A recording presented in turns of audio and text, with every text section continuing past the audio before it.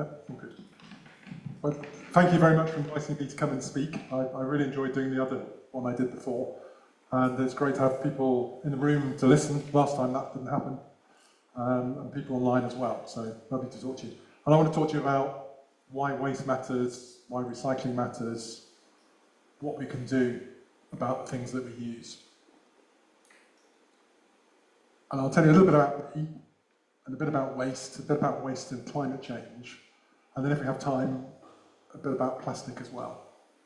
So that's what I want to cover. If I start with a bit about me, and you've had a brief intro to me, and that's me in my 20s, which is perhaps younger than some of the, well, perhaps younger than everyone here, I don't know.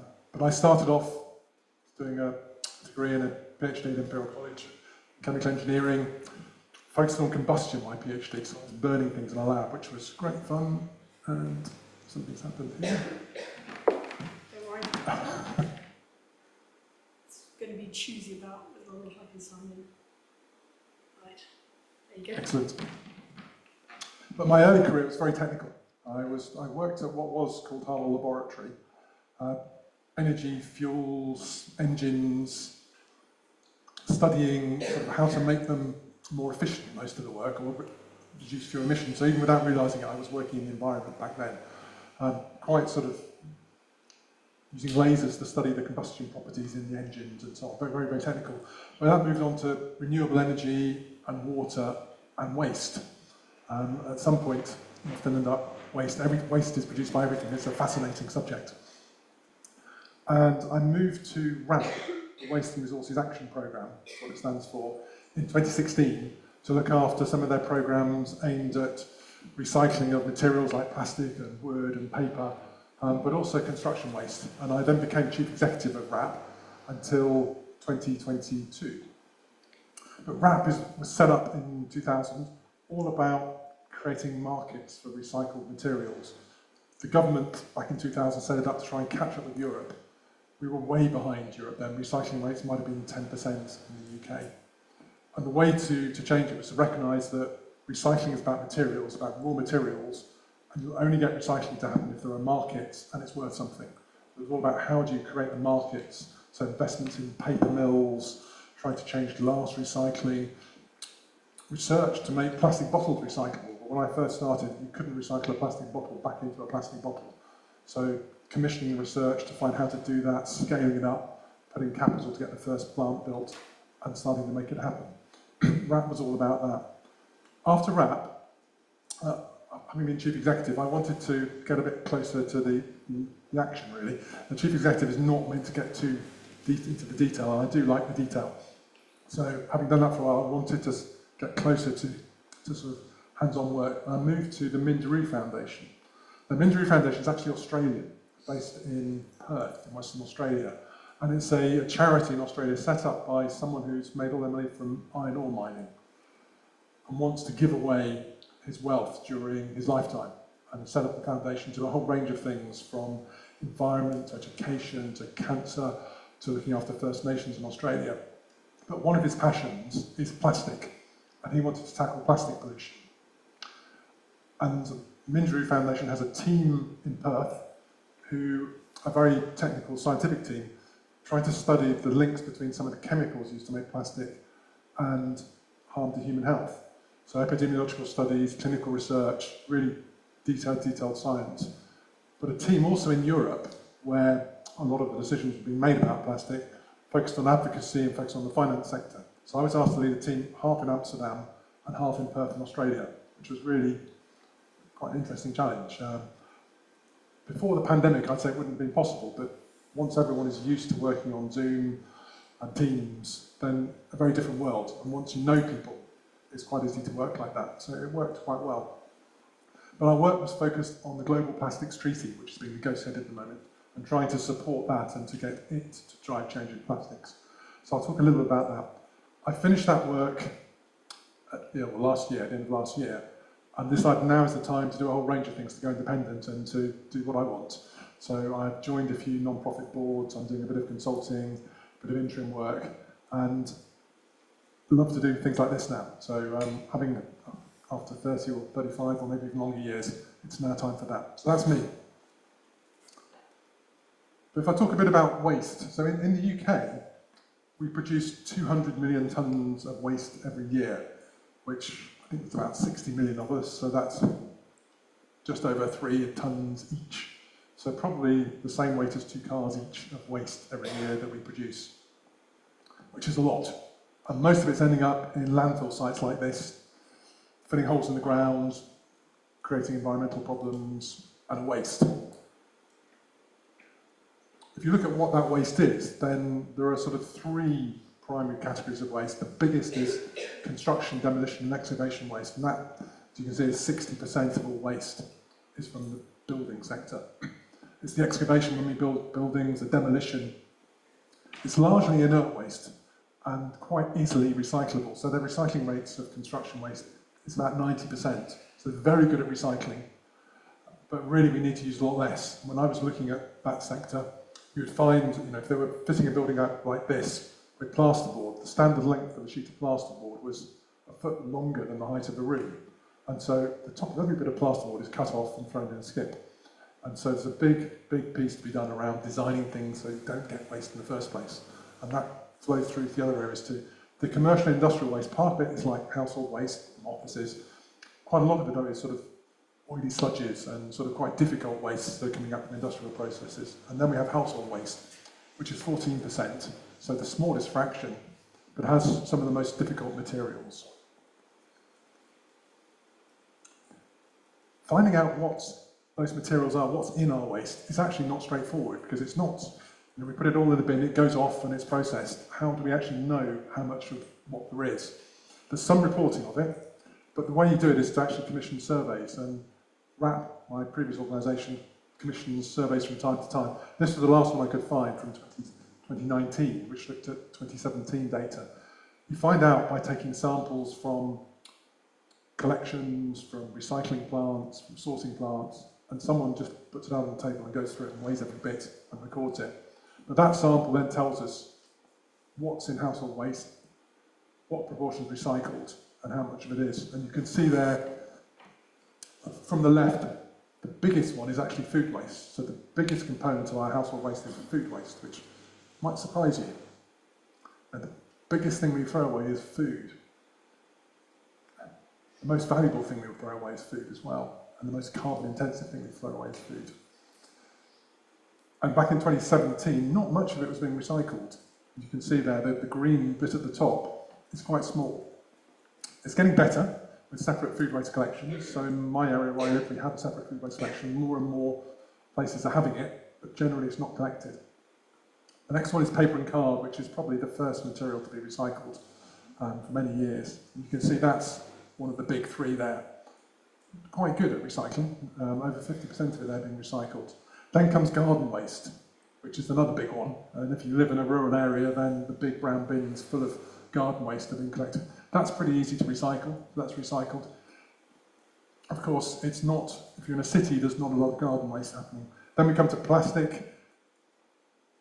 Overall, plastic is not very recycled. That's about sort of 20%, 23% recycling rate for plastic there.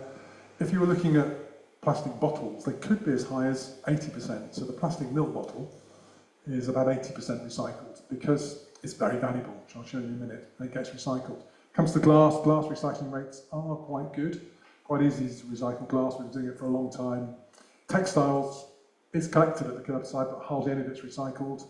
Metals, very, very easy to recycle, very easy to capture, but not very recycled.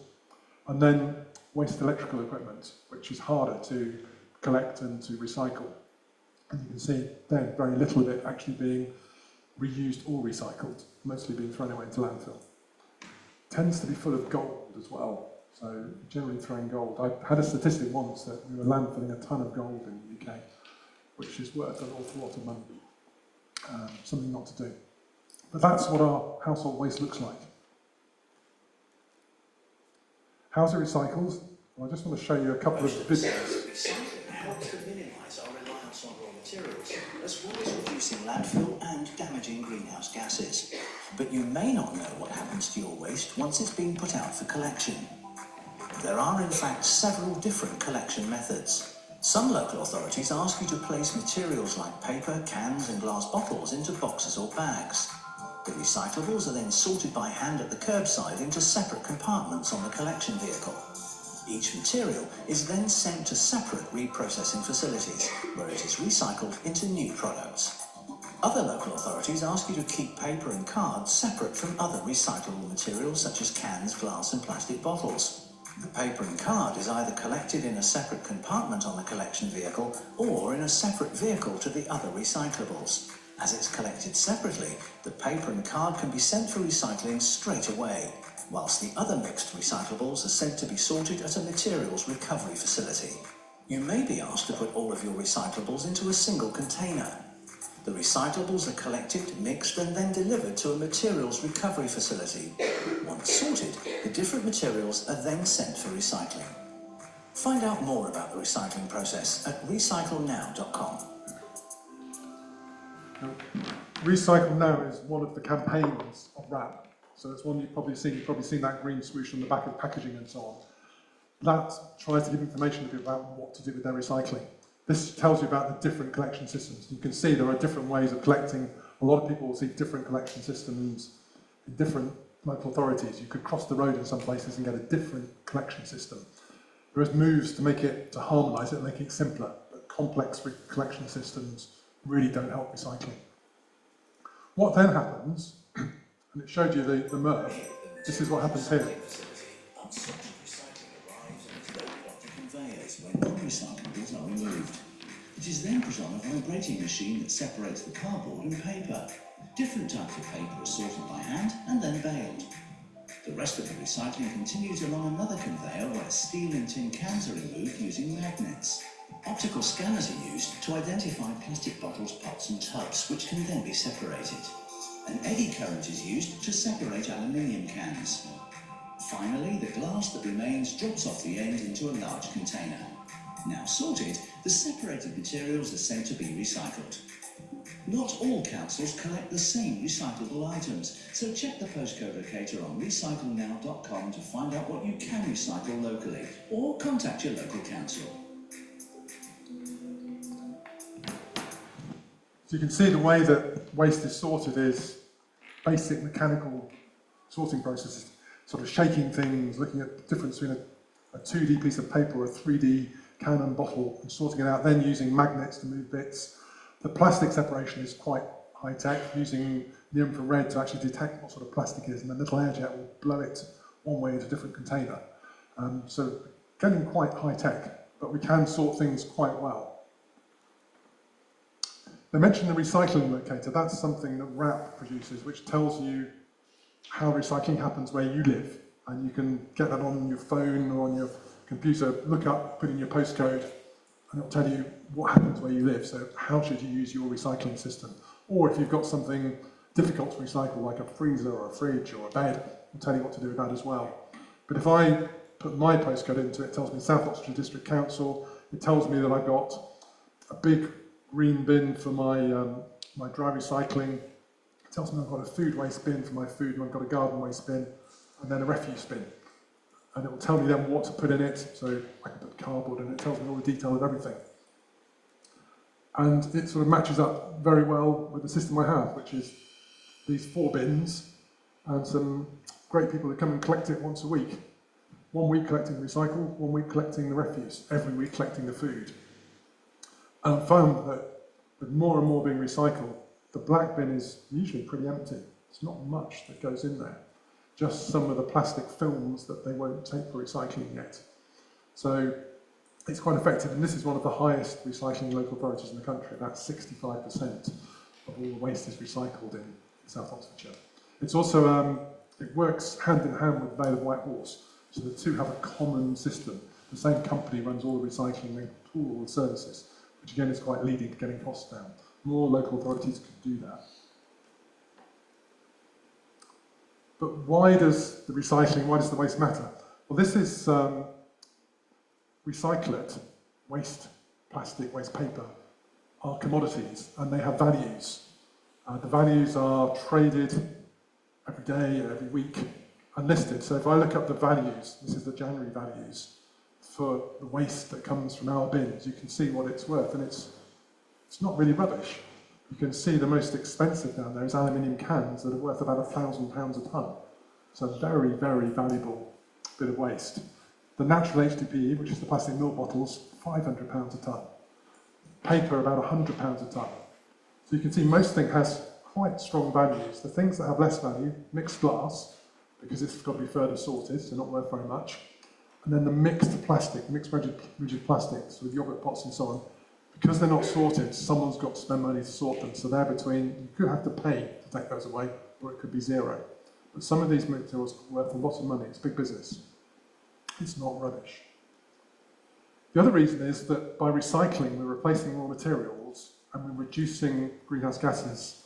And another study that RAP did was looking into, well, how much can you replace if you recycle a ton of plastic or a ton of paper? What difference do you make? How much can you replace? And the critical thing is replacing something else with the recycled material, otherwise you're not getting the benefit. So if I recycle a ton of plastic, can I replace a ton of virgin plastic? And the answer was not a ton, but about 650 kilograms. So quite a good replacement. With glass, very high. With food waste, you're really producing a compost which can replace some of the fertilizers rather than actually obviously replacing food. But you can see how much you can directly, closely recycle makes a big, big difference. And you can see the changes there. The other question is, what's the carbon benefit? How much greenhouse gases are we saving by recycling? And there's a couple of factors to that, which maybe you can just about see. But first of all, there's avoiding landfill. How much greenhouse gases are saved by avoiding landfill? Paper and card are both biodegradable. If they're put into landfill and covered with clay, there'll be no oxygen, they will anaerobically digest into methane and cause significant climate change. So avoiding those from landfill is critical. Biodegradable waste is bad, which is perhaps not what you might expect. It causes the most trouble. If it's plastic and you burn it, then you're burning a fossil fuel, essentially. The efficiency of the incinerators you have are pretty low, about 20%. So you're burning a fossil fuel in a very low efficiency combustor. That's not good from a climate change point of view. So that orange bar here is the impact of creating greenhouse gas emissions by burning plastic. If you recycle it, then you're saving around about ½ a tonne of carbon dioxide equivalent per tonne of plastic. But the biggie there is aluminium, where you're saving nearly 8 tonnes of greenhouse gases for every tonne of aluminium that's recycled. So capturing that aluminium is absolutely critical. Aluminium is not really a suitable material for drinks cans unless it's recycled. Too high energy, otherwise too much energy goes into it. Glass is similar. There's a saving in the energy used to make glass by recycling it. If you recycle glass, you simply melt it rather than having to make it from sand. That's a big, big saving. It's the same with the aluminium. Rather than making it from bauxite, just remelting the aluminium is a huge, huge saving. So big carbon savings, replacing the materials, valuable commodity. That's why the waste matters. That's why recycling matters. And when you put it all together, I told you at the beginning 200 million tonnes of waste, which is the blue line there. The really worrying statistic is the energy, the greenhouse gas created by producing those goods that we throw away was another 200 million tonnes of carbon dioxide equivalent. So 200 million tonnes of carbon dioxide equivalent to produce 200 tonnes of material, that we then throw away. That's the real crime here, is throwing away that's taken so much to produce. The recycling makes a saving, about 70 million tonnes of greenhouse gas saving, of carbon dioxide equivalent, which is great, but it's nothing like how much we've wasted by not using those materials. So waste prevention becomes a huge, huge priority. But it does mean that materials and waste are a really important part of tackling climate change. And a part that's not really taken seriously, I don't think so, by the COPs. And if you want to look at that, look in comparison to the UK's greenhouse gas footprint. Now this is showing that the greenhouse gas footprint of the UK at the moment is about 700 million tonnes of carbon dioxide equivalent. So the UK, 700 million tonnes of carbon dioxide equivalent, that's how much greenhouse gas is used for us, for the food we eat, the products we use, the heating of our homes, our transport. It's not all in the UK. This bit here, the yellow bit, is embedded carbon in the goods that we import. The lower bit is what we produce here and heating our homes and transporting ourselves. Our government's targets around greenhouse gases are all on the terrestrial bit, territorial bit, just in the UK. So when we tell the story of how UK greenhouse gas emissions have been coming down, it's about those that we produce here. The reality is that more and more is being produced elsewhere, and we're essentially offshoring our greenhouse gas emissions. So we're not doing anything like as well as we say. But around about 400 million tonnes of greenhouse gas emissions in the UK, territorial emissions, 700 million tonnes of consumption-based emissions for us across the world. Both of those numbers, 200 million tonnes, is significant of waste. So it really matters, that 200 million tonnes of waste, those 200 million tonnes of greenhouse gas emissions caused by that waste are very relevant compared with this, not really being taken account. Most of those 200 million tonnes are probably in this bit here of imported goods. But even so, the world doesn't really care about the borders when it comes to greenhouse gases. And if you go to the IPCC and look at their climate change reports, this is the one from 2022, all about mitigation of climate change, you'll see in there the sources of greenhouse gas emissions globally. And you can see the energy sector there at about a third of it, transport at 15%, buildings at 6%, then industry at nearly a quarter, and agriculture, forestry and other land use at about 22%. But the part that's not energy is 45%. So 45% of greenhouse gas emissions are not down to energy and transport and heating, but down to the food we eat and the goods we use. And that's what waste and materials is all about. It's a bit that's not part of the UK's National Determined Contribution Plan. It's not really being factored into the figures at the moment. It's being missed. It's something that we can make a difference by using less and recycling better, and the industries that work for us here can make a difference too. In fact, that report said that the consumption and exploitation of resources is the strongest driver of greenhouse gas emissions in the world. So renewable energy and electric vehicles won't save us. We need to focus on the goods and the materials that we use. So that's a bit about waste, a bit about climate change. A few minutes, I'll just touch on plastic, which has been the last 2 years of my life. I could probably do another half hour on this, but I'll just probably do a little bit and stop. But plastic, since about 1950, probably been used at scale.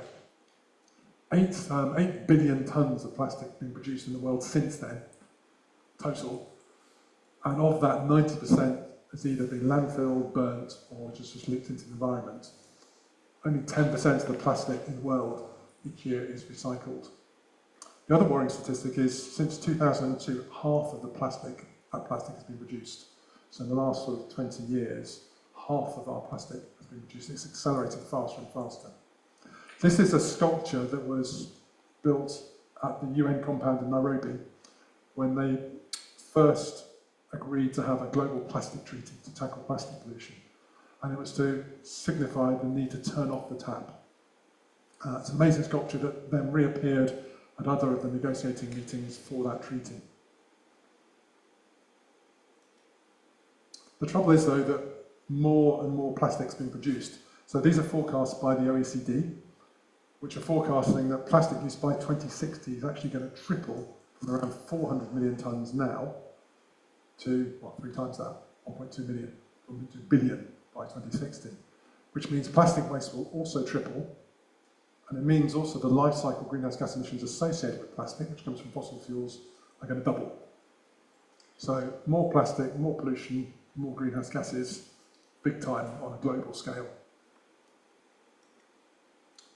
The other interesting thing about plastic is it's not produced by very many companies. So Mindru produces a report called the Plastic Waste Makers Index, which tracks who produces the plastic in the world. These are the top 20 producers. Exxon is number 1. But there's 100 companies that produce pretty much all the plastic in the world, which is not many companies when you look at how many brands and retailers and users of plastic there are. So if we wanted to change, there's not many organisations need to change. The other thing with plastic is some of you probably know a lot more about this than me, but a polymer, but mixed with a lot of additives to give it the functions that's needed. So plasticizers to make it flexible, antioxidants to make it stable, UV stabilizers, colorants, and so on, a whole cocktail of chemicals added to polymers to make them perform like plastics. This report by the UN estimated that there were around 16,000 chemicals used to make plastics. And we know very little about those chemicals. This sort of breaks down that 34% of them are plasticizers, fillers, and so on. But we know very, very little about those chemicals, all those chemicals. And if I picked up a bit of, I'm holding a bit of plastic here. I have no idea what polymers, what chemicals are used in this, and the person who sold it has no idea either. The person who made it has no idea. So if we're worried about some of those chemicals, then how can we possibly manage it without knowing what they are? And I mentioned that Minderoo commissions epidemiological studies and clinical research into some of the chemicals used into plastic to try to find out, are there any links between plastic chemicals and some of the health impacts. There are 16,000 chemicals. These are just three of them, three groups of them. But there are sort of 95% confidence intervals of links between those chemicals and those lists of challenges, from miscarriage to IQ loss to hypertension, obesity, diabetes, cardiovascular disease. Some of the chemicals that are used, the ones there we're talking about, the phthalate is a plasticizer used primarily in PVC, so flexible PVC. BPA is the monomer that's used to make polycarbonate, which is what my glasses are made of. And PBDE is a flame retardant. A lot of flame retardants used.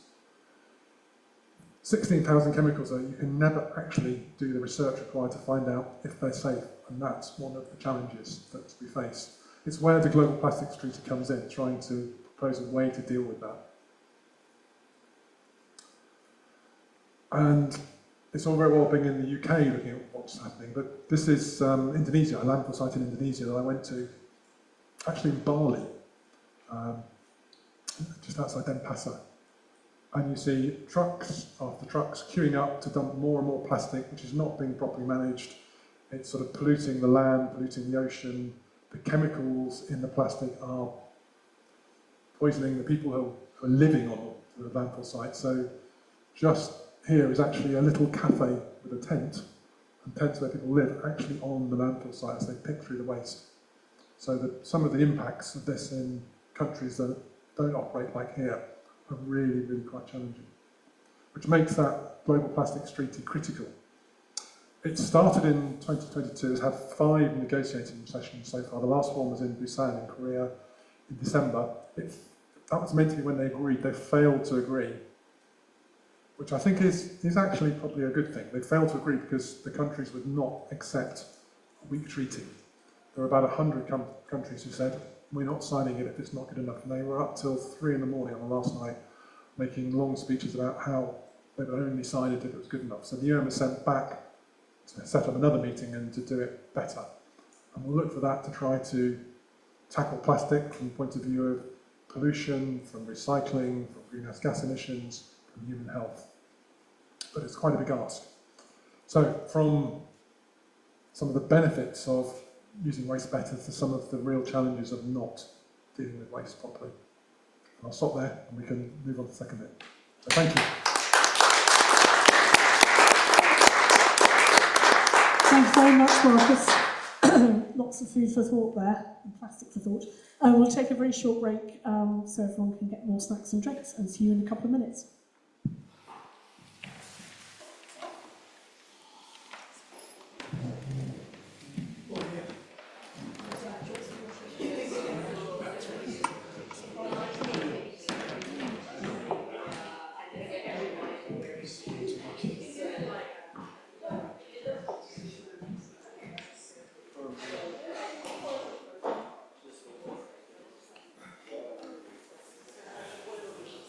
Did you read, I think it was in the newspaper today or yesterday, that apparently tiny specks of plastic can pass the blood-brain barrier?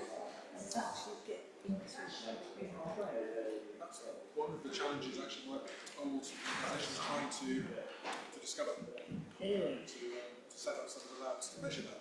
what's it doing in there. It's one thing being in there, it's what it's up to. One of the properties we measured is very different. Yeah. So this room is full of plastics. So I take a sample from here. How do I know the measuring condition? So just have a stainless steel glass. You have to frisk everybody for plastic buttons. No plastic around it. There's only one bit of plastic, which is the capsule. What do you do for buttons? Suppose you have both? It's not the useful iPad.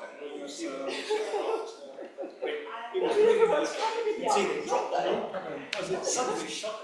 Your shirt, your jacket. You might have plastic in your shoes without them. It's everywhere. So it's quite a job to avoid it. Yeah. There's also take plastic out of their lives, which is quite extreme to do. Yeah. And then measuring changes to their health conditions. And she's rather essential. Well, I suppose you just you've got a nice warm place to live. Go around the house and have a tour. At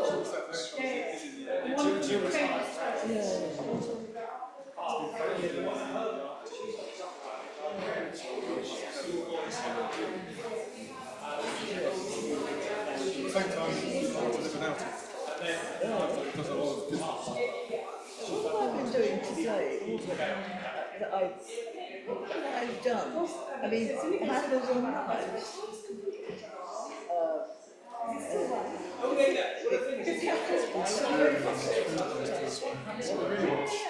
Now, they're going to make that handle the knife out of plastic just to be careful what we use to make it. Yeah, what's the kettle it takes the heat. Yeah. Get further up though. I remember my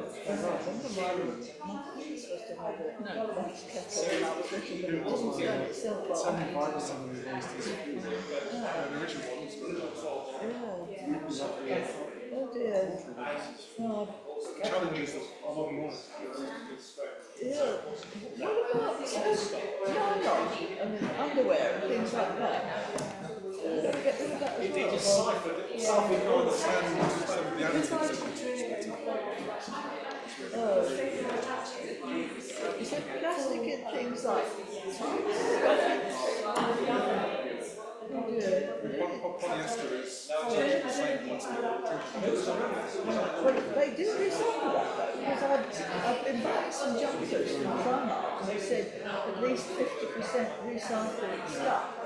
So I'm slightly reassured. I'm slightly reassured. I really need people who make things Although, what is the motive of people who like the suppliers of Primark?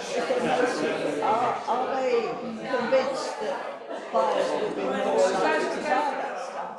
Or are they really trying to save the planet? Some of it might be liabilities. It turns out that it poison their customers. Not a good idea to poison. So understand the liabilities around the corner.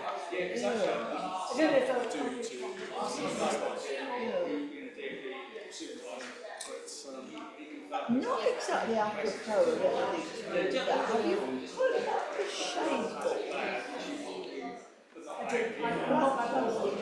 There's a reservoir where if the sun reaches the water can develop poisonous sulfate. So they've covered acres of water with that. So I dare say they now fill that water with fragments of plastic.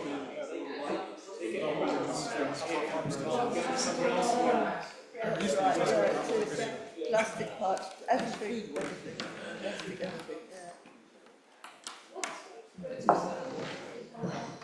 yeah.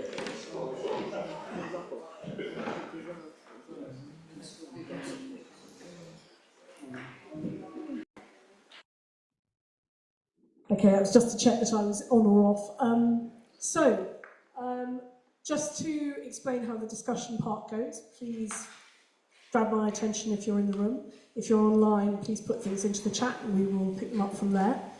And one of the things to remember if you're in the room and using the microphone is we use this because not everyone has the same hearing levels. And if you can possibly use it the way I am, so holding it so you point it directly at your mouth, not like that, please, properly like this, then that helps an awful lot because it means that people can hear you very clearly, and it also means that the people who are online can hear the question, which will stop Paul Marcus having to repeat it. So we're going to go round, so I'm going to start. I get host privilege for asking the first question. And I was going to ask you, you told us what some of the dates were, Marcus, for some of that data. Do you think that anything has changed in the last few years? Because some of those were a bit before 2020, weren't they? And I certainly feel in things like plastic for wrapping and packaging, there's been this big move to try and reduce how much of that is produced and used, certainly to the average consumer. So do you think that anything is changing? Is there any hope? Yeah, I think things are changing, certainly. And, Sorry, can you pop it on, because then it can fit onto you properly. Sorry, give us a moment, guys. That's it, over your left. That's it, go over your left ear. how's Marvellous, that's perfect, thank you. That's it. So no, things are changing all the time. Things are improving. There are initiatives to make things better. So on plastics, for instance, there is a movement called the UK Plastic Pact. In fact, there are plastic pacts all around the world which have brought together the businesses who put plastic onto the market, plastic packaging onto the market. And they've all agreed to change. They've agreed that they will try and eliminate problematic packaging. So that's some of the unnecessary plastics that are there. They'll also try to make sure they design every bit of plastic packaging to be recyclable, reusable or compostable, and that they will make sure that I think at least 70% of it is actually recycled. And finally, try to make sure that every bit of plastic put onto the market has at least 30% recycled content. That launched in 2018 in the UK with targets to get to 2025, which is this year. Done quite well on quite a lot of them. So they have eliminated quite a bit of plastic. They've moved away from some of the more difficult to recycle plastics. So PVC packaging is difficult to recycle. Polystyrene packaging is difficult to recycle. The polystyrene, because it's not really worth anything, so it won't get recycled. So they've agreed with the brands and retailers not to use those materials. So it's quite a good change. They've got recycled content up to about 20%, 25%, I think, which is good. And they've increased the design recyclability of plastics. But what they haven't managed to do is lift the total recycling enough. And the reason for that is that you need more infrastructure, you need more recycling infrastructure to do it. And that's something that businesses can't really do on their own. They need to work together with councils and governments. There's a big change coming, something called extended producer responsibility, which has just been agreed for the UK, which means that businesses will now pay the full cost of recycling packaging and waste packaging. And that should put some of the money that's required, because then all the businesses will have to pay to make sure the proper infrastructure is there. So things are changing, but not really quick enough. Can you don't go around to that lady.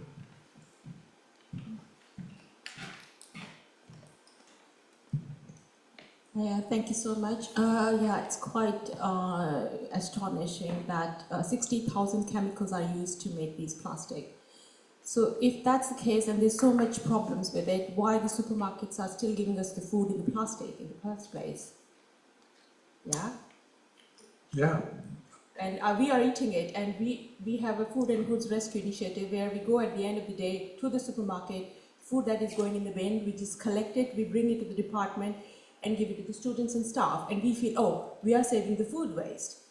But now, like, what will I tell them? Like 60,000 chemicals in the plastic, and I'm giving you that, and I'm playing with your health. Yes, 16,000 chemicals is all plastics, and plastics are used for so many different things. There are so many plastics themselves. A smaller subset of those are used for food packaging. So a lot of it will be polyethylene or polypropylene, which doesn't require the plasticizers, which are one of the problem chemicals I talked about. It doesn't require the flame retardants, which is another one I talked about. So it doesn't use BPA either. So some plastics are worse than others. The real trouble is that we don't know enough about them yet. And that's the difficulty. So we do need to be more cautious, really. So yes, it's a problem.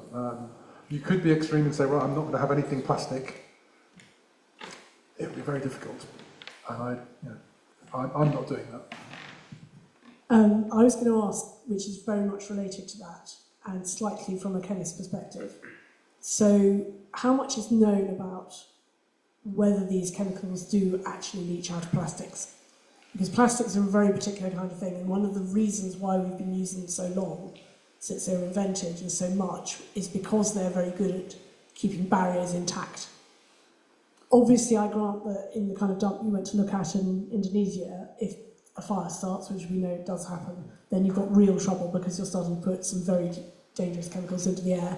But for the average consumer in the UK, where that's not happening and you're not silly enough to burn your plastic, what are the actual risks? What's known about it?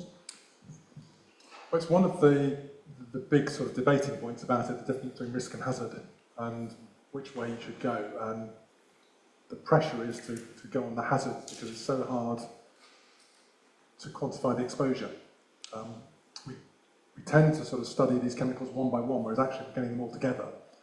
They're also probably getting access to us through a microplastic, which is being ingested or drunk or somehow getting into us. And the microplastic's acting as a sort of a vector for the chemical in us. So we don't really understand enough about exposure routes at the moment either. The research that's going on is taking samples from people and looking at what can we find of those chemicals in blood and urine, and trying to see if we can make links between those and the conditions that they have. One of the troubles with that is some of these conditions take a long time to come out. It's more like the pharmaceutical business than the plastic packaging business. But you can almost go back in time. There are big sort of sample banks from people who have had samples taken over time and their conditions monitored. And you can use those to actually get samples and analyse them for plastic and use that to do studies. And that's the sort of work that takes place. So it's almost like a time machine, looking at sort of brain samples and other samples even, to understand the links that there might be there. But it's a long job, it really is, to prove it. And you'll never get to the end, is the trouble. The BPA bisphenol A, which is quite a well-known challenging material and has been phased out, so you'll see a lot of packaging says BPA-free on it. Now, it's the monomer for polycarbonate, but it's also used as an additive. It's also the monomer for polyurethane, which often lines drinks cans, only drinks cans. But they tend to switch away from it. It'll be BPS or BPF, and okay, we don't have the evidence on that. It's the same sort of molecule, really. So is it likely to be different is one of the questions. So it's very difficult to keep up with the number of chemicals being produced. There are also trade secrets, so the people who add the chemicals, the compounders, have their own secret blends to give the properties, so it's quite hard to get the information. The next most important step is more transparency. I've spoken to a lot of businesses who put plastic packaging onto the market and who say, well, what shall we do? And my answer has been, well, the first step is more transparency. You need to know what's in your goods, and you need to be able to tell people what's in your goods so that you can then have a chance of understanding. But at the moment, we're detecting what chemicals are there by measuring samples from people. And to measure plastic in people is very, very difficult because the methods used essentially sort of pyrolyze the sample and then see what comes from it. A bit of tissue has the same signal as a bit of plastic, so it's really hard to reliably measure plastic in people. And there's been a lot of work developing techniques to do that. That would be particularly the case for polycarbonate, particularly. Do you want to give this to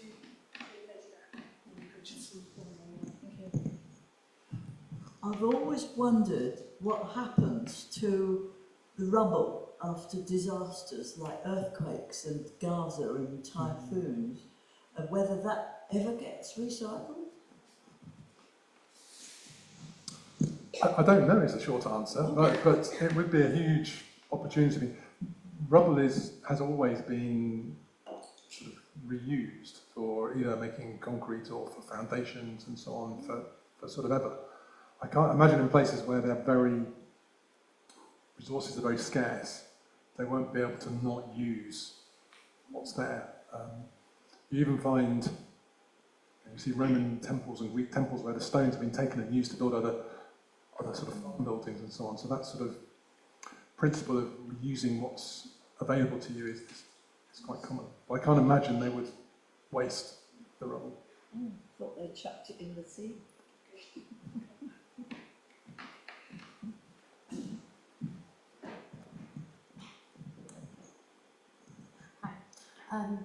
Bear with my question, I'm not a plastic expert, but I moved to the UK 3 years ago, and there are two things I've noticed that happen in my country that doesn't happen in the UK, and I'd like to know if with extended producer responsibility these two things could happen.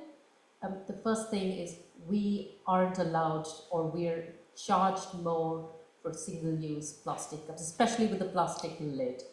And COVID broke that for a bit, so there was an excessive use of plastic during COVID, but we came back to it. So bakeries and cafes, they're supposed to offer something known as a recap with a deposit, and then you can give it back to them and get your €2 back, or have paper lids on cups. And the second thing, which is probably a ritual for anyone in Germany, is to take our bottles back and put it into a machine. That gives us it gives us a deposit return, and then do our entire week's groceries just with deposit return. So you have 4 IKEA bags full of plastic bottles we return. Do you feel that with EPR being introduced in the UK, this system would work with plastic bottles and plastic cups? There are two systems coming in now. Actually, one is the extended producer responsibility, which is about changing who pays for the service. So at the moment, the council pays. So our council tax pays. In future, the businesses who put the bottles and so on to the market will have to pay. We're their customers, so we will still pay, to be honest. But that's a change. But it should mean more investment into some of the services and the facilities that are needed. So that's extended producer responsibility, paying the full cost and ensuring that targets are set for high recycling and reuse rates. The other one, which is the deposit return approach, which, as you say, is used quite widely in Scandinavia, in Germany, in Australia, quite a lot as well. It has been for many, many years. It's a system where it usually works where you don't have collection from your curbside. So, for instance, if a plastic bottle is collected with a deposit on it, at the moment we've got a system which is collected from the house. So just making those integrate and work together is a challenge. The proposal is to do just that, though, that we will have deposit return in the UK and collection systems. So that's going to be slightly awkward. I don't know how they're going to work that out. That's not my job to work that out anymore. But as you say, they've been used quite successfully. They produce a very high quality recycler. So I've been to an aluminium can recycler and seen a pile of aluminium that's just come from our system, which looks pretty scruffy and dirty, and a pile that's come from a deposit return in Scandinavia, which all looks very clean and very shiny. And they've had a strong preference for the higher quality for putting into their aluminium plant. You see it's £1,000 a tonne, and the energy it's using and saving, it matters to them. But yeah, it's coming, is the answer.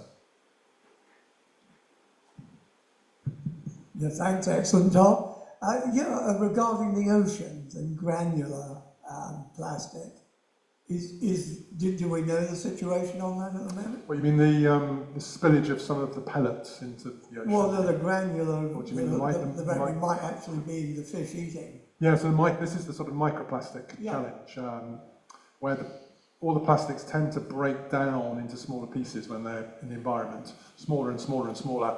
Some of them into nanoplastics, and microplastic is less than 5 millimetres, so it could be quite big. But those are the things which then wash into the waterways, into the rivers, and then into the seas, and are being eaten by marine life, causing problems. That remains a challenge. It absolutely remains a challenge. I mean, is this being monitored? Presumably it is. There are people who monitor it but to monitor it, you've got to take samples in oceans, so it's not easy to do. But people, usually when there's a boat trip, a sailing race or a rowing race, if one about to do it, they'll take samples as they travel. It's not probably the most, from a statistics point of view, the most reliable sampling technique, but it does give us sort of a snapshot of perhaps what's going on. But yeah, we know that the plastics do end up there. It's a small amount of the waste, but it causes a lot of trouble. Thanks. Do you want to take it to Josh? We can do some of the online ones. Oh, Josh.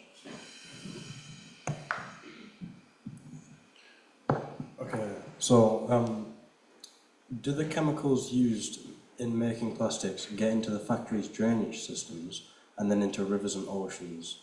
What effect do they have on the natural environment?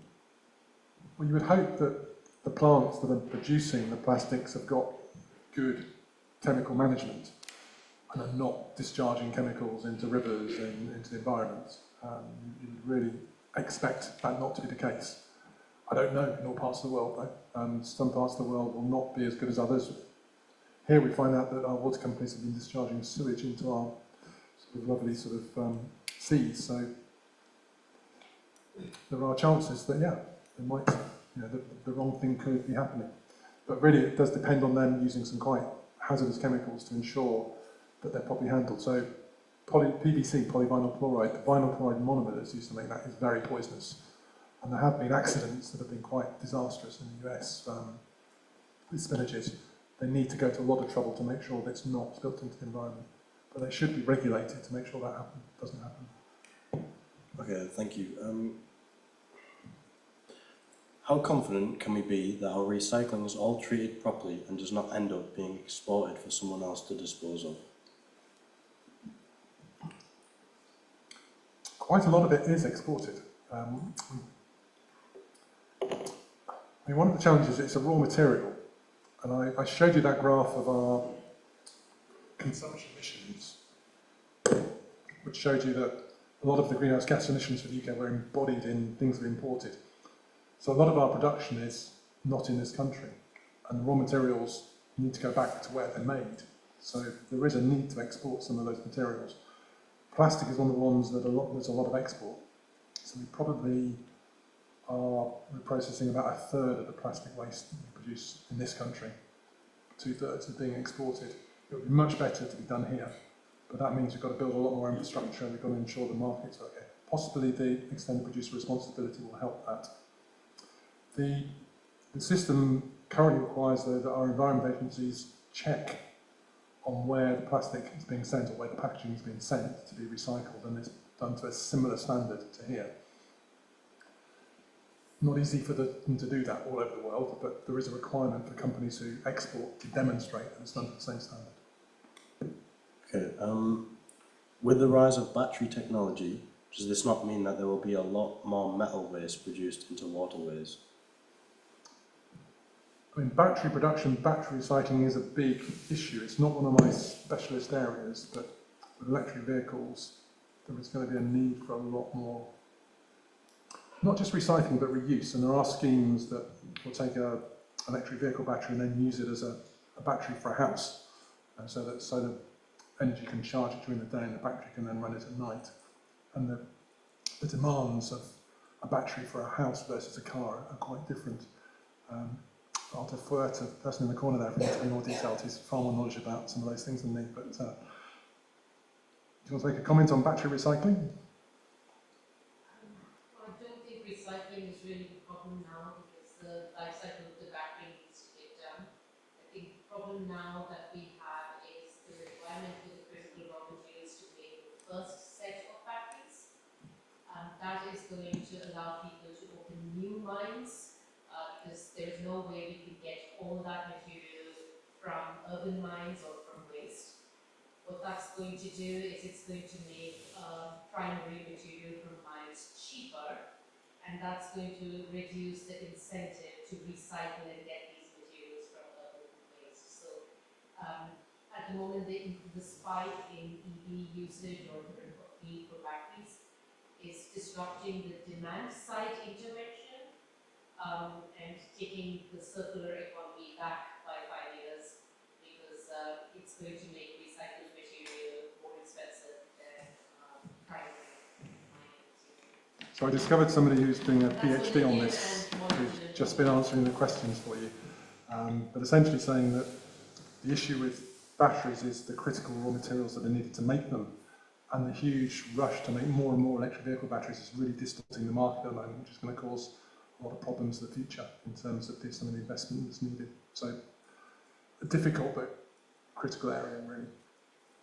An interesting point, though, is I think that whilst that very much answers the current state of play, there is also a question which I was thinking of when I was looking at what this person had said. You know, we are still very good at a lot of the population throwing things away. And I was down an auto path yesterday morning and just looking at the amount of things people had thrown, some of which are going to end up in the river. And batteries are all things, so more than plastic, which, yes, potentially microplastics can erode away and cause problems later down the line. That does take a while. A battery is likely to leak chemicals into the river straight away. And whilst people mostly think of metals as being solid things, as soon as they've been oxidised, you end up with them in a form which can become very soluble depending on what else it's associated with. And then that means you do have a problem with metal contamination of water. And I think increasingly, looking at the next 50 years, one of the things we have to think about is contamination of water, purity of water and water supplies. So even though that wasn't what you were answering about, I think there's a genuine point there. Yeah, polluting the air we breathe, the water we drink, the land we grow our food on is a real issue. Marcus, could you say a little bit maybe about what your views are on kind of biodegradable plastic and some of the newer types that are coming along? What should we be doing with them? What should we think of them? Should we use them? It's another challenging area, really, because what we need is everything that we buy or put onto the market for us. Somebody's thought about what happens to it at the end of its life and makes it clear what we should do. The ideal is that we don't have to throw it away, that it can be reused. So it's a big push for reuse, which is much, much better than recycling. When I showed the 200 greenhouse gas emissions of the waste, that's the bit we need to get down, reduce the waste, not necessarily recycle more of it. But biodegradable materials, plastics in particular, are seen as a bit of a salvation, I suppose, but only if you've got something you can do with them. So currently, if I had a bioplastic, polylactic acid is one of the ones that's used quite often. If I had a bottle made of that, I'd have to put it into the landfill bin because I have no way of recycling it at the moment, which means it would end up in the landfill. It would then anaerobically degrade to methane and cause a lot of trouble, so it would be disastrous. But if somebody gave me a proper composting stream to deal with it, then it would be fine. And it could be a good answer, because if it ended up in the environment, in the open air, it would eventually degrade. Well, the trouble is it's compostable in an industrial composter, so it probably wouldn't degrade actually. It would probably end up in the water and then it wouldn't degrade, and then it would be anaerobic again and get methane at some point. So it could be a really bad idea, but if it's done well, if we use the right biomaterials, then it could be a real solution. And the big problem plastics are the flexible ones, so the bags and the films, and particularly the little sachets. So if you were in Indonesia, then shampoo and toiletries and so on are all sold in little sachets, mostly because people can't afford to buy any more than that. But those sachets are impossible to recycle because they're so small and so complex, and so they are polluting the waterways and so on. Potentially, a solution to those would be something that biodegraded, but you need to know that it would have to biodegrade in someone's home composting system, so it could then go back for agriculture, and you'd have to know that it performed properly. If it ended up in the water, it would still have to degrade, which is probably the biggest challenge. Most of these materials won't degrade if they're 3 meters deep in the water where there's no oxygen, no light. So if you could develop a material which is waterproof, but dissolves in water, we're there. Now there are materials that might do that. There are some coming. So there is a future here for some of those difficult plastics, but we need to make sure we don't make all the mistakes we've made with the current ones. So they will also need additives to give them the functions they need, because they're just different polymers. We could just create all the same problems again if we're not careful. But if we get it right, we could perhaps completely rethink plastics and give us a sort of plastic that works for the future. I think that's possible, but it needs doing properly. And meanwhile, if you have a compost heap, then you can put your biodegradable cling film onto it, presumably. Yeah, as long as it actually... As long as you know that it will compost Yeah. in UK temperatures in reasonable times, Yeah. which it probably won't. Okay. Otherwise, it'll just be plastic polluting your garden when you then put it on your roses or wherever. Fair enough. The other thing that's been going on is quite a lot of the supermarkets now and some other companies will collect soft plastics either in big bins out there in them, or some of the companies I'm thinking about getting organic boxes and things. You sometimes get the option to recycle soft plastic there. Are they just collecting it and doing nothing with it? Do you know? Well, no. I mean, it is really good because the people who are putting it on the market are then taking it back and taking responsibility for it. And I know because when I was at RAP, I was working with some of them trying to do it. They are working very, very hard trying to find the right solutions for it. So trying to find markets for it, for recycling it. Some of the plastics, though, the soft plastics we've used, really, it's too difficult. They won't be able to do it. But at least they will properly dispose of it if they take it back. There's no idea.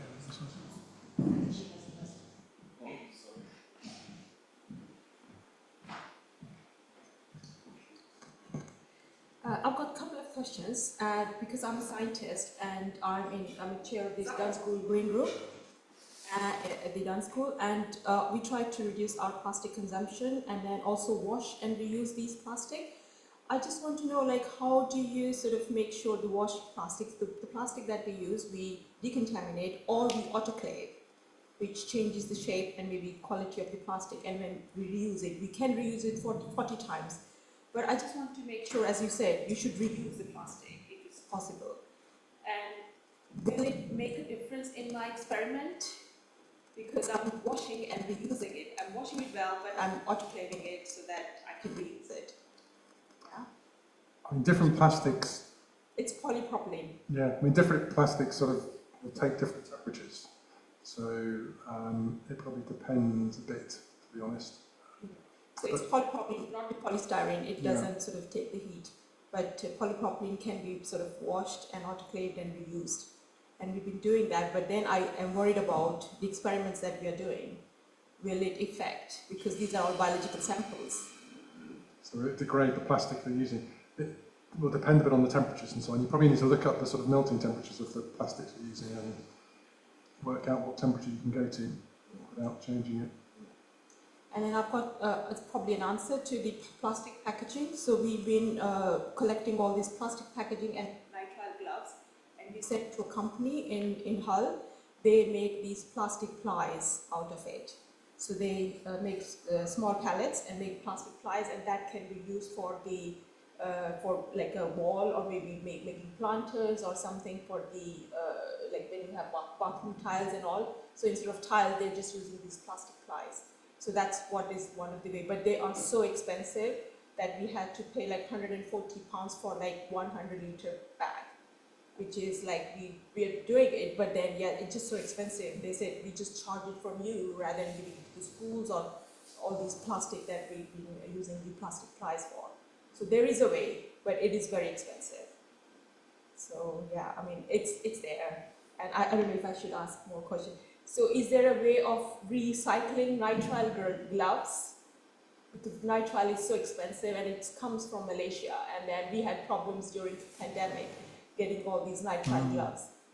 So is there a sort of... You need a way of getting back to somebody who could then recycle it. I mean, that's usually the problem, is the infrastructure to collect sufficient quantities and sufficient quality to get it back somewhere, and then a good enough market to pay the cost of that, which is what you were just discovering with your other example, where the cost was exceeding what it was worth. And also because you said batteries are not good for reducing the carbon emission and footprint. How as a person, like I'm an environmentalist, what should I advocate, guys? Okay, reduce your food waste, reduce your plastic waste, but then you say, oh, don't drive the petrol car, just use the electric car, but then now you have problems with the batteries that you can't. Yeah. So We weren't what should I saying say? we weren't saying you shouldn't do it, but there's no free lunch, unfortunately. Everything has a cost, and it's just trying to work out perhaps which is the one that works best, which will vary depending on what you need. But if you had a lot of, if you were generating solar electricity in the day and you wanted to run your house at night, then the battery could be a really good answer. A lot of those batteries are reusing batteries from electric vehicles as well, so it's giving them another life. So that's quite a good way of doing it. Thank you.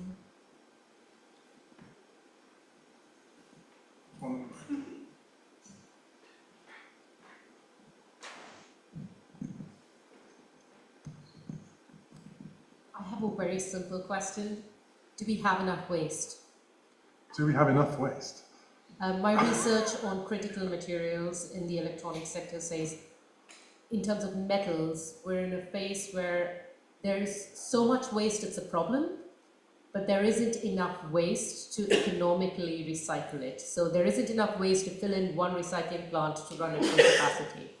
So what's the scene on plastic like? Do we have enough waste? Do we need more waste? Or do we need smaller capacity? Are we running full capacity? Do we need capacity? Or do we actually need more waste? We've got too much waste for a lot of it. So less waste is always good, really. But I think what you're bringing out is waste, because it's collected from all of us and then centralised, it's almost a diseconomy of scale there. And it's sort of how do you make it work? So if you're in Wales, for instance, Wales has about 3.5 million people. It doesn't have enough waste to justify its own plants for something which really its government would like to have its own plants, but there's not enough, and it needs to team up with the neighbouring areas. So it depends on scale, whether there's enough waste for a plant. And some of the plants you're talking about probably might need waste from several countries to work. But then technology is moving forward and smaller plants are becoming viable. So things will change, I guess.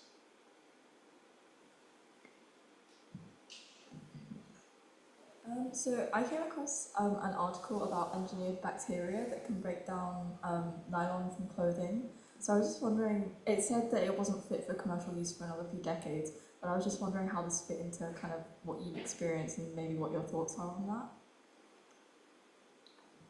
That's right. I mean, there's also been some work with enzymes to break down PET, which was Portsmouth.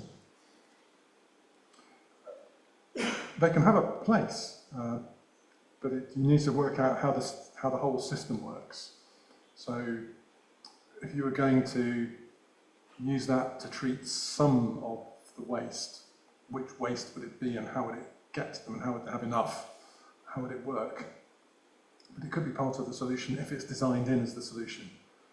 I mean, there's a group at NRAL in the States who have been working on some of these things. I hope they still are. But they were proposing that all plastics should be esters, so really sort of reducing the numbers of plastics that are used. And something like that would be a game changer, because then the approach that they were proposing, an enzyme approach, that could then work quite well.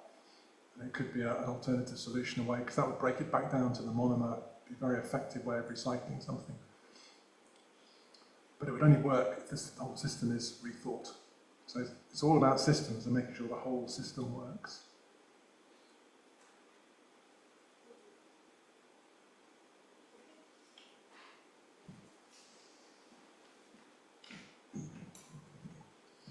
Thanks very much.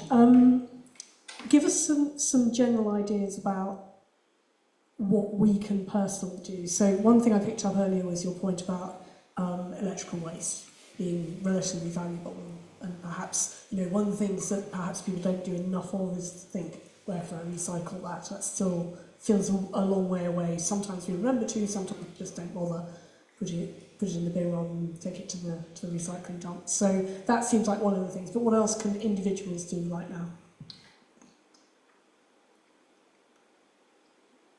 I come back to my graph of 200 million tonnes of waste and 200 million tonnes of greenhouse gases, and it's tackling the 200 million tonnes of waste. So how can we reduce waste is the most effective thing we can do. The place to start is food. If you remember that one of the graphs I showed you, that was the biggest household waste stream, food waste, which is terrible really, because that's food that we could eat. I mean, there'll be some peelings in there that we can't, but most of it we can eat. And food is very expensive. I mean, if you're throwing away meat, I used to talk about a lump of fillet steak, which I think when I talked about it was about £35 a kilogram, which is, might be more now, might be 50. But that's £35,000 a tonne that costs, which is very, very expensive, and yet a lot of it's thrown away. It also has a huge, the carbon intensity of meat's massive, because we grow crops to feed animals to produce meat, and it's just very, very energy intensive, very water intensive. And I think I worked out that the carbon footprint of that bit of meat, just a beef steak, was the same as driving my car about 100 kilometres. It was that intense. So not wasting food is one of the biggest things we can do. We estimate food waste, or RAP estimates food waste is about 8% of greenhouse gas emissions. And really quite easy not to do. Yeah, we do still, because we buy too much, we don't store it properly, we don't use the leftovers, we get the portioning wrong. Some of quite simple sounding things, but we all do it, I do it as well. And we could make a big difference there. So trying to avoid waste, buying what we need, using what we need, is so important. That applies to, I mean, we talked a lot about packaging, but actually it's the thing that's in the pack that's probably got the biggest impact rather than the pack itself. And that's probably what I would worry about, what's in the pack, and making sure that we look after that. Making electrical goods last. I've got a calculator that I used when I was a student, and it still works. It still works very well. It's an expensive calculator then. But some things are designed to last, and it's about doing that. These jeans are guaranteed to last as long as I do. I'm not sure which is going to last longer now, but the people that sell them will repair them if they ever damage. And if you go to the shop, you see someone sat behind a sewing machine in the front of the shop repairing a great pile of jeans. It's sort of just changing behaviour. It means they're thinking differently about when they make the jeans. They're thinking, right, this has got to last, I've got to repair it. If it doesn't, they will specify it differently and make it differently. We tend to, with clothing, it's probably the one after food, so we tend to then buy a lot of clothes, put them in the wardrobe and not wear them. Is sort of essentially what a lot of Europe still does. So making clothes have a longer active life. If they're not being used, then to get them passed on for sort of second-hand use. My daughters will hardly ever go and buy anything new clothes-wise now. It's become almost a normal behaviour now. And some of it's because it saves a lot of money, but a lot of it's because they like doing it. One of my youngest daughter's favourite things is going around charity shops looking at clothing. And that's a change for the good, really. So food, clothes, making things last, reusing things, they have a huge impact. You're tackling that 200 million tonnes of waste when you do that. And it's us that makes that waste, so we can do it.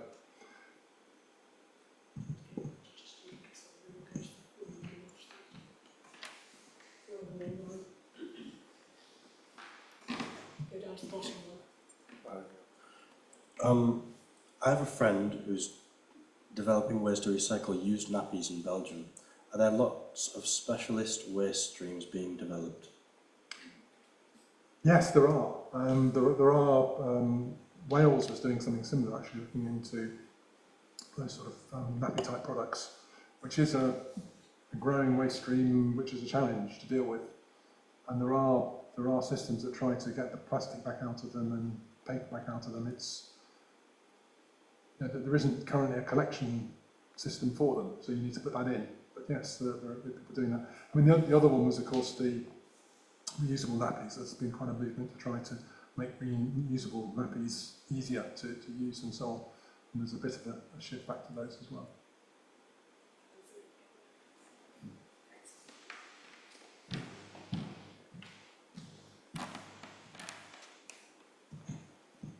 So this is about the food waste. As I was saying, that we go to the supermarket and bring this food back to the department, and we get both use by and best before food.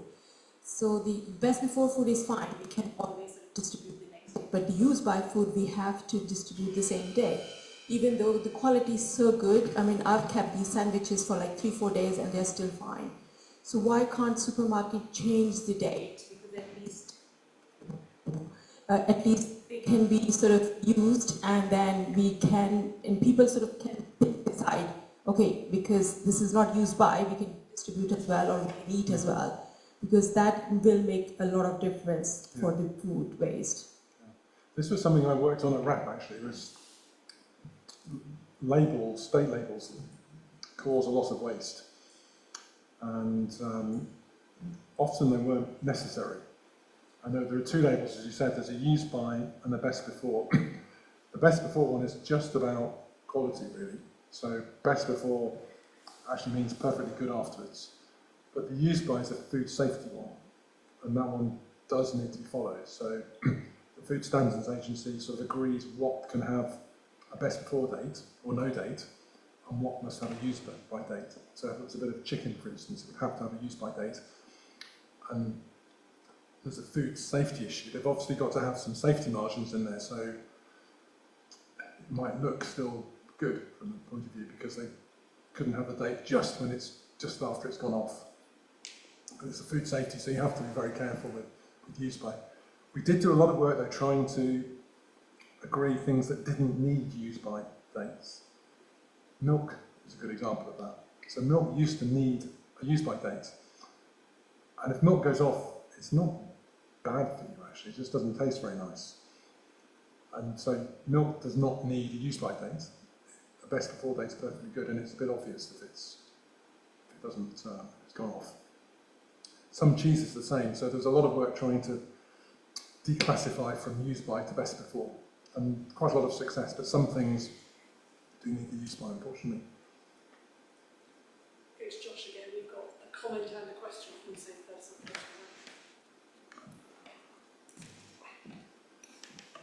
Okay, so in the old days, clothes would be made of natural fibres, wool and cotton.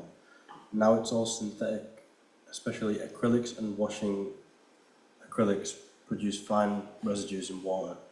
What can you say about the widespread use of acrylic fibres? Well, it's not necessarily. I mean, there's jeans are cotton, the shirt's cotton, this is wool. It's possible, you have to look and choose. So if I go to a clothes shop, I'm sort of finding the label and seeing what it's made of. It's very embarrassing for my kids. But, so you can do it. But the acrylics do perform very well. So a lot of the sports clothing is made of polyester, for example. They've engineered them to give quite high performance. The concern is that it's sustainably sourced, and that applies to natural fibres too. So cotton can be pretty disastrous. It's a massive user of water, can have quite a lot of greenhouse gas emissions associated with it. There are initiatives, there's a Better Cotton initiative, which is much, much better, and the organic cotton is the same.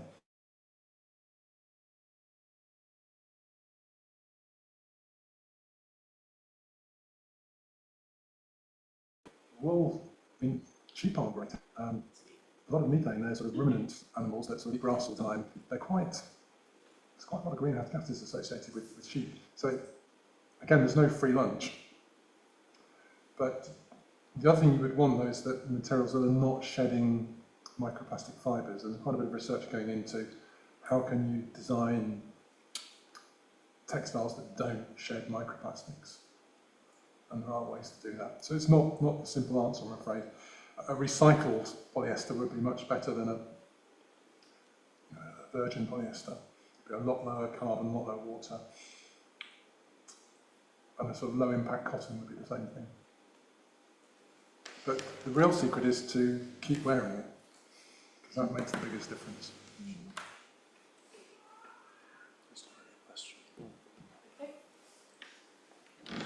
We've got one more back.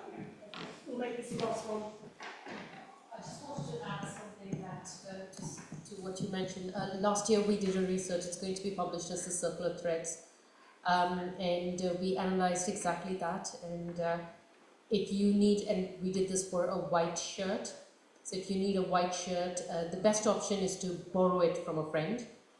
The second best option is to use a rental service where you can rent it, or use. The third best is a swap service where you can swap a shirt you're not using anymore. And so there is a company there are quite a few firms in England that do it. And the fourth best option is then to buy it from British Heart Foundation or Oxfam. So even a Shein is a notoriously fast fashion brand. So even a Shein shirt bought second hand from British Heart Foundation has a lower carbon footprint than a brand new Patagonia shirt. And the next one is to use fair trade organic cotton, and then recycled polyester, and then recycled cotton. So that was based purely on life cycle analysis.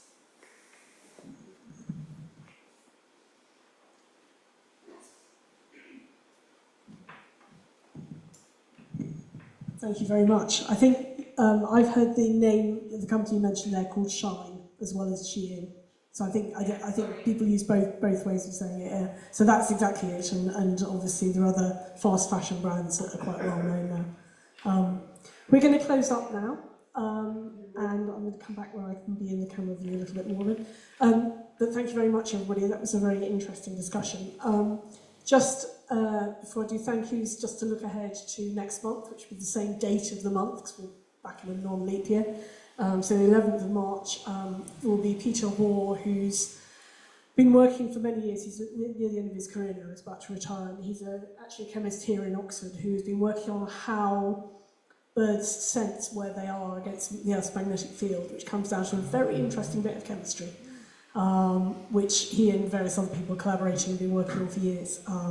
So he's promised me it won't be very technical. He's very experienced at giving this talk to a general audience. So hopefully it won't frighten anybody off. So that'll be in 4 weeks' time. I am trying to pin down, so people might remember that July was cancelled because we had the Tiny Forest group, and they had a sudden changeover of all sorts of roles and people leaving the organisation. Didn't have anyone who could come and do the talk. I'm trying to pin them down for May. My aim is that if they can come and do the May one, which we penciled in last summer as an alternative date, we might be able to get them to come and do a walk round the Tiny Forest, which is down beside Donington Bridge in Oxford, first in the afternoon, and then come and do the talk in the evening. That's the hope, the plan anyway.